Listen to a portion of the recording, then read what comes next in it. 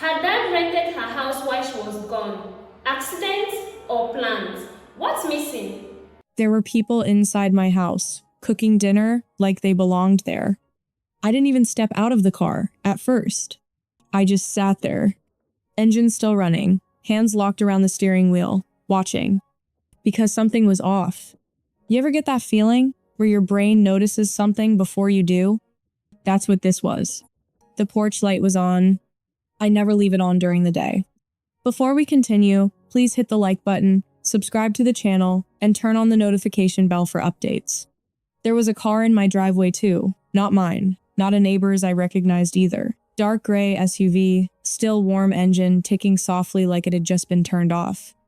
I told myself there had to be a simple explanation. Maybe my dad stopped by. Maybe a neighbor was using the driveway. Maybe I was overthinking this. But then I saw it. Through the front window. Movement. Not just movement people. Multiple people. I slowly opened the car door, my suitcase still sitting in the passenger seat like I hadn't fully arrived yet, like some part of me already knew I might not be staying. And as soon as my foot hit the pavement, I heard it. Laughter. From inside my house. Casual. Comfortable. Like a normal evening. I walked up the driveway slowly, each step feeling heavier than the last. My chest tightened the closer I got. The front door was slightly open, not wide, just enough to notice. That alone made my stomach drop. I don't leave doors open, ever. I reached the porch and froze again. There were shoes lined up neatly by the entrance. Not mine. Different sizes, different styles. A pair of small sneakers, too. That's when the confusion started turning into something sharper, something colder. I pushed the door open and stepped inside. The smell hit me first. Garlic, butter, something sizzling on a pan. My kitchen. Someone was cooking in my kitchen. I turned the corner slowly and there they were. A woman at the stove. Mid-30s. Dark hair tied back, stirring something like she'd done it 100 times before. A man leaning against the counter, scrolling through his phone. And a kid, maybe 7 or 8, sitting on my couch watching TV. My TV. No one screamed. No one panicked. They just looked at me, confused. Like I was the one who didn't belong. I managed, my voice barely working. What are you doing in my house? The woman blinked at me. Not scared. Not guilty. Just puzzled. Your house? She said. There was a pause. A long, uncomfortable pause where nobody moved. And then she said something that didn't make sense. We live here. I actually laughed. A short, disbelieving laugh that even I didn't recognize. No, you don't, I said, stepping further in. I live here. Who are you? The man straightened up now. A little more alert. Hey, okay. I think there's some kind of misunderstanding, he said carefully. We just moved in last week. Last week, I had been gone for 10 days. 10? I shook my head, backing toward the door like I needed space to think. No, that's not possible. This is my house. I've lived here for 3 years. The woman frowned slightly, glancing at the man, then back at me. Look, I don't know what to tell you, she said. We signed a lease. This is our house. A lease. The word didn't even register properly at first. Because none of this was adding up. None of it. I turned and stepped back outside, my heart now pounding so loud it felt like it was echoing in my ears. And that's when I saw it. My entire life. On the curb. Boxes, clothes, furniture, my desk, my chair, even the old lamp my grandmother gave me. Stacked. Exposed. Like garbage waiting for pickup. I just stood there staring at it, trying to process how I went from boarding a plane 10 days ago to this. To strangers living in my house, to my life sitting on the street. And in that moment, one question hit harder than anything else. How is this even possible? I reached for my phone with shaking hands. There was only one person who could explain this. Only one person who had anything to do with this house in the first place. I dialed. He picked up on the third ring. Dad, I said, my voice already breaking. There are people living in my house. There was silence. Not confusion. Not surprise. Silence. And then he said, slowly, Avery. A pause. A breath. It's not your house. I thought he was joking. He wasn't. I actually pulled the phone away from my ear and stared at it for a second like maybe I misheard him. What do you mean it's not my house? I said, forcing a laugh that didn't feel real. Dad, stop. This isn't funny. But he didn't laugh. There was no shift in tone. No, just kidding. No correction. Just that same calm, controlled voice I'd known my entire life. Avery, he said, slower this time, like he was explaining something obvious. You were never officially on the deed. That didn't make sense. It couldn't. I've lived there for 3 years, I snapped. I pay the taxes. I pay for everything. You told me Grandma left it to me. She did, he said, through a trust. A trust. The word hung there, heavy and unfamiliar. And? I pushed. That still makes it mine. Another pause. No, he said. It doesn't work like that. Something cold settled in my chest. Because suddenly, things started clicking. Little things I'd ignored before. Paperwork he said he'd handle. Documents I never saw. Questions he brushed off. Then whose house is it? I asked quietly. It's managed under the family trust, he replied. I'm the trustee. There it was. The shift, the part where everything stopped feeling like a misunderstanding and started feeling like something else entirely. You rented it out, I said. Not a question. A realization. I needed to, he said. It's a valuable asset just sitting there. Sitting there? My voice cracked. I live there. You were staying there, he corrected. That word hit harder than anything else. Staying. Like I was temporary. Replaceable. Like none of it was actually mine. I didn't even remember ending the call. I just remember standing there, staring at my house, while strangers moved around inside like I didn't exist. I walked back in. This time, slower, more deliberate. The woman, Marissa, she'd said, looked up from the stove again. The man, Daniel, was watching me now, more cautious than before. Okay, I said, trying to keep my voice steady. I just talked to my dad. They exchanged a quick glance. Richard? Daniel asked. That stopped me cold. You know his name? Yeah, Marissa said carefully. He's the one we signed the lease with. Of course he was. Can I see it? I asked. There was a brief hesitation, but then Daniel nodded and reached for a folder on the counter. He handed it to me. I flipped it open. Lease agreement, names, dates, and there it was. Owner, authorized representative Richard Collins. Signed, dated 2 weeks ago. While I was on a beach halfway across the world thinking everything back home was exactly where I left it, my hands started shaking. This isn't right, I said. He can't do this without telling me. Marissa's expression softened slightly, but she didn't back down. Look, we paid 6 months up front, she said. We did everything legally. 6 months. The number echoed in my head. 6 months of them living here. 6 months of me not. I stepped back, my chest tightening again. I'm calling the police, I said. Daniel nodded slowly. You can. We already verified everything before moving in. That confidence, that certainty, it made everything worse. But I called anyway. I had to. Because there was no way this could be real. The officers arrived about 20 minutes later. 2 of them. Calm, neutral, uninterested in drama. I explained everything, fast. Probably not very clearly. They listened, took the lease, looked at the documents. Then one of them pulled me aside and said the words that dropped whatever hope I had left.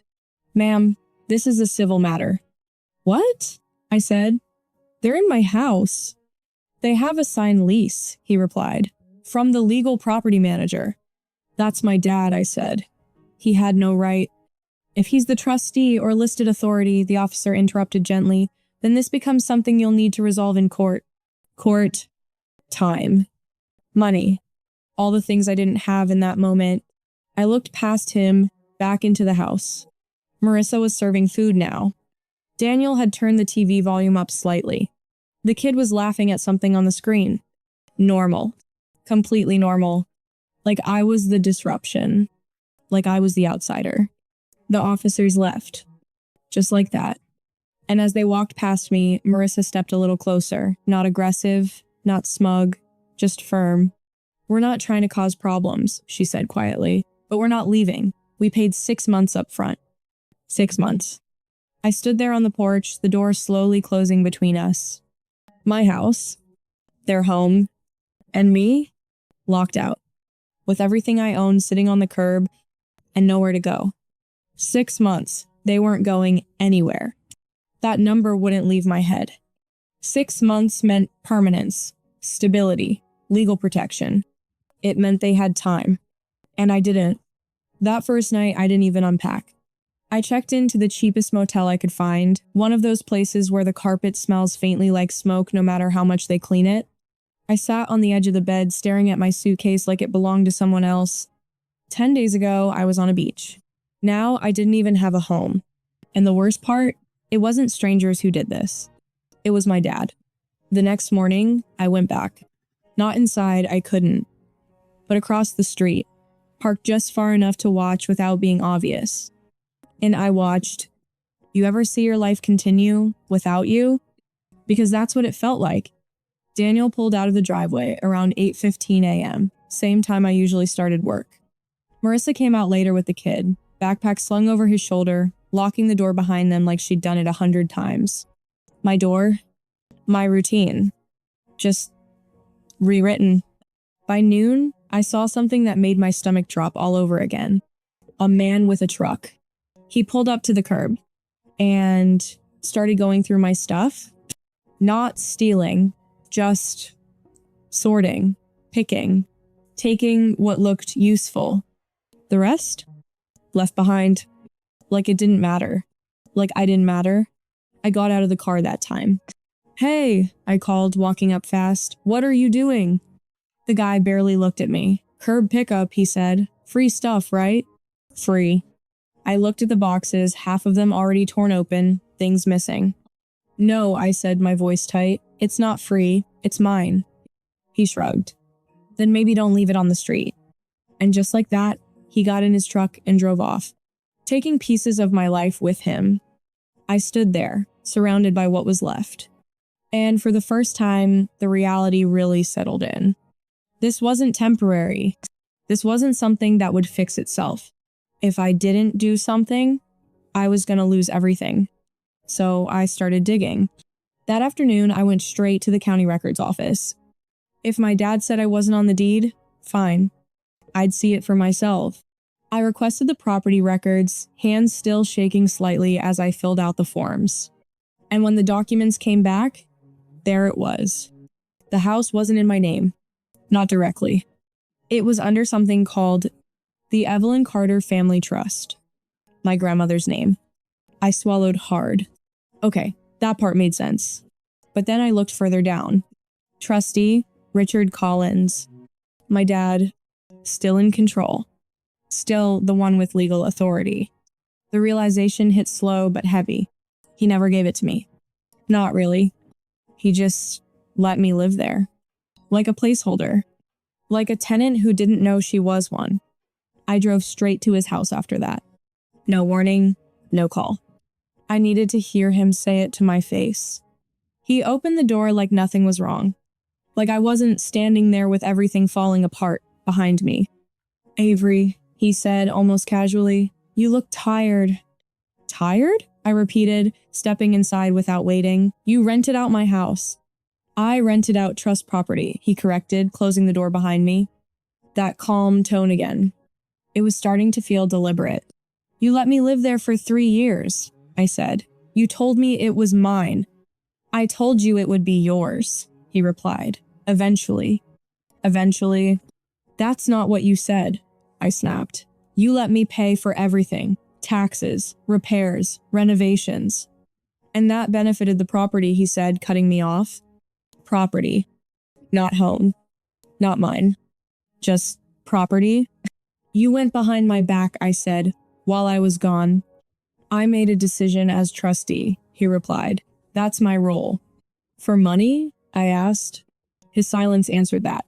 I needed the income, he said finally. There it was. Simple, clean, cold. And I didn't matter? I asked.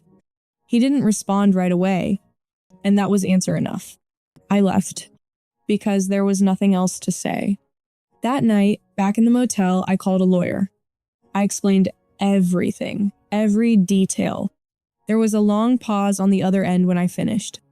And then he said something that made my chest tighten all over again. Legally, this is complicated. I don't need complicated, I said. I need my house back. If the trust is valid and your father is the acting trustee, he continued, he likely has the authority to lease the property. Without telling me? Yes. The word hit like a door slamming shut.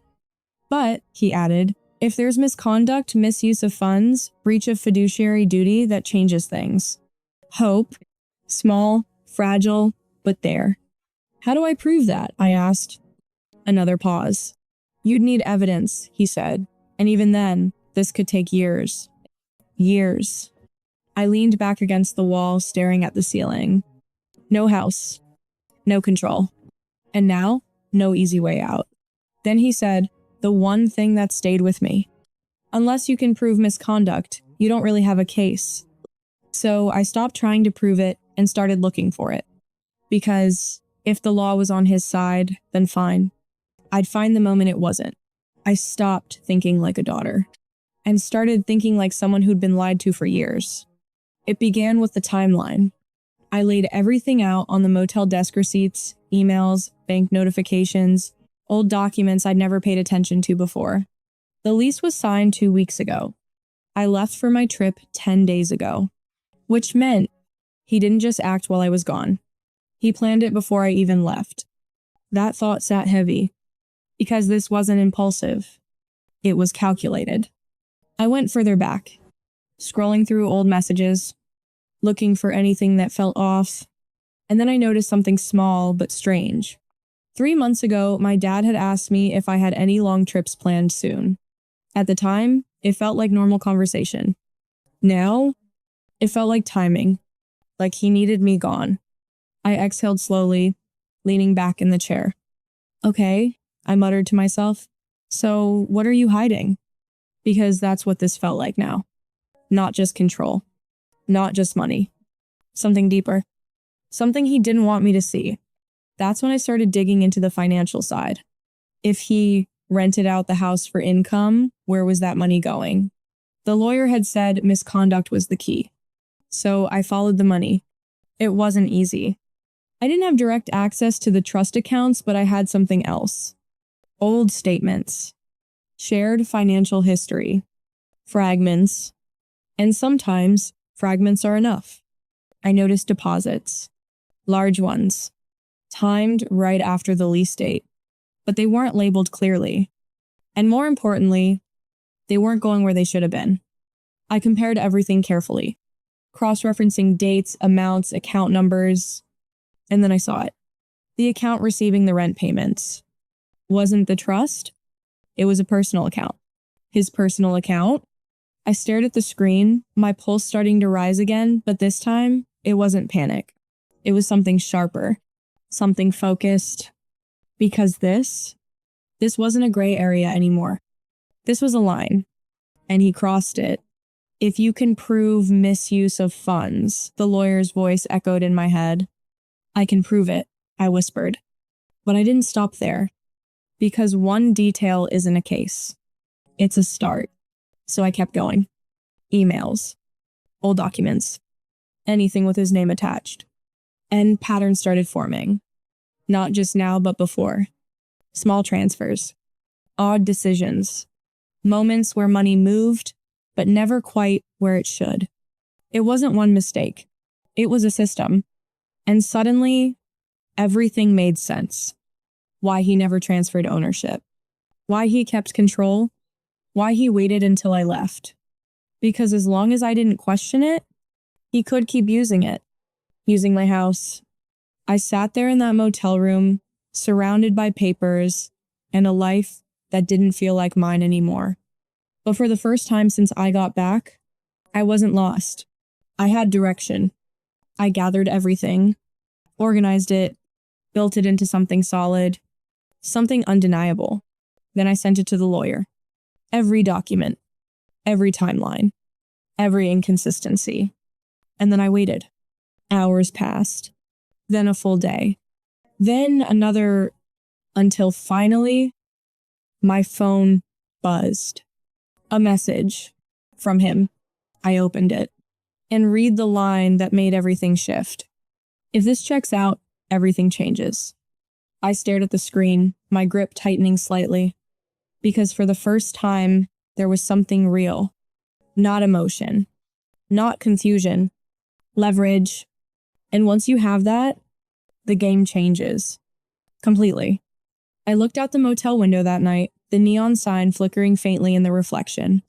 6 months, they said. 6 months they weren't leaving. But I wasn't thinking about 6 months anymore. I was thinking about one move. One call. The kind that doesn't just fix things. It flips them. And 6 months later, that's exactly what I made. 183 calls later, it finally went quiet. That's how it ended. Not with shouting. Not with some dramatic confrontation in the street. But with silence. The kind that only comes after everything collapses. The call that changed everything. 6 months. That's how long it took. 6 months of living out of temporary spaces. 6 months of watching someone else live inside my house. 6 months of building something strong enough to break what my dad had built. And then I made the call. Not to him, to a financial oversight office tied to trust management. The kind of place people don't think about until someone abuses power. I submitted everything. The bank records. The mismatched accounts. The lease details. The timeline. And then I waited. At first, nothing happened. Then, everything did. Because once that kind of investigation starts, it doesn't move emotionally. It moves methodically, quietly, relentlessly. What actually happened? Logical payoff. The investigation uncovered exactly what I suspected. And more. My father, Richard Collins, had been managing the Evelyn Carter Family Trust for years. Legally, he had control. But that control came with rules. Strict ones. He wasn't allowed to use trust assets for personal gain. He wasn't allowed to redirect income for himself. And he definitely wasn't allowed to make decisions that benefited him at the expense of the beneficiary. Me. But he did all of it anyway. The rent from my house, it never touched the trust account. Not once. Every payment, every single one was redirected into his personal account. And it didn't start with the tenants. That was just the most obvious example. There were smaller patterns going back years. Money moving quietly. Just enough to avoid attention. Until this. Until me. Until I forced it into the open. The lease itself? Technically valid at the time. He had the authority to sign it. But because he abused that authority, because he profited from it, because he violated his role as trustee, the entire agreement became legally vulnerable, and that changed everything. The fallout, consequence payoff. It didn't happen all at once, but when it started, it didn't stop. For my dad, he was removed as trustee. Immediately. No warning. No negotiation. Just gone from control. Then came the financial consequences. He was ordered to repay every dollar that had been misused. Not just from the rent, but from everything uncovered in the investigation. Penalties stacked on top of that. Legal fees. Sanctions. And potential criminal charges still hanging over him. The man who controlled everything lost all of it. And the strangest part? He never called me. Not once. Not after the investigation. Not after the ruling. Just silence. For Marissa and Daniel, they weren't villains. That became very clear, very fast. They did everything right. Signed a lease, paid up front, verified ownership. They were caught in something they didn't create. So the court treated them that way. Their lease was voided, but not abruptly. They were given time, compensation, relocation assistance, a structured exit that didn't leave them stranded. The last time I saw Marissa, she looked at me differently. Not defensive, not confused, just understanding. Guess it really was your house, she said quietly. This time, I didn't correct her. For me, I got the house. Fully. Legally. No trust. No middleman. No hidden control. Just my name. Avery Collins. On everything. And financially, I was compensated too. Not enough to undo everything, but enough to stabilize. To breathe again. But there were things I didn't get back. My furniture, gone. My belongings, scattered, taken, lost piece by piece during those first days. And something else too. Something less visible. Trust. The emotional release. Emotional payoff. So, was it ever her house or just something she was allowed to believe